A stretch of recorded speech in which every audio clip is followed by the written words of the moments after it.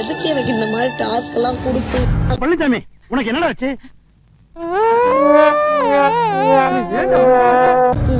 நானும் சென்சிட்டிவ் தானே. Like வார்டனை point பண்ணி தான் அது வந்தது. அது என்ன தம்பி சோகமா இருக்கீங்க?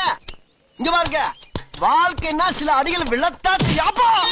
ஸ்டூடெண்ட்ஸ் வந்து ஃபன் பண்றதுக்கு ஒரு மீட்டர் இருக்கு அப்படின்னு சொன்னாங்க. அப்புறம் எல்லாரும் பேச வைக்கிறதுக்கு ஒரு வாய்ப்பை கொடுத்துட்டாரு. பேசாம இந்த வாரம் கிளம்பிடலாம் போல இருக்கு எனக்கு. அழுதுக்கு இருக்க நீ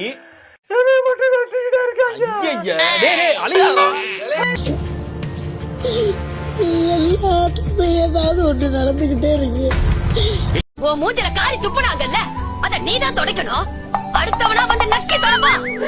ஒழுங்கா ஜெயிக்கிறதுக்கு வழிய பாரு. இல்ல இது வந்து என்ன மாதிரியான எனக்கு தெரியல. சேலைய வந்து வாடாங்க ஏண்டா டேய், எனக்குன்னே வருவீங்களாடா? எடுக்கிறாங்க அப்படின்னா என்ன மாதிரியான பிஹேவியர்னு தெரியல. எந்த சத்திய சோதனை விஷயத்துல நம்ம பர்சனலா ஹர்ட் ஆவோமோ அத பண்ற ஸ்டூடெண்ட்ஸ் கிட்ட நான் எதுக்கு வந்து இது பேசணும்? பரவாயில்லையே, நீ காமெடி. நான் எதுக்கு சமையல் பண்ணணும்? நான் எதுக்கு பாத்திரத்தை கழுவணும்? ஒரு சில விஷயம் எனக்கு ஹர்ட் ஆகும். அழுகாதீங்க மேடம். சரி பண்ணி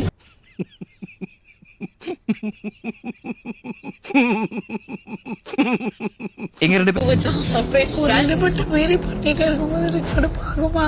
பேங்க்ல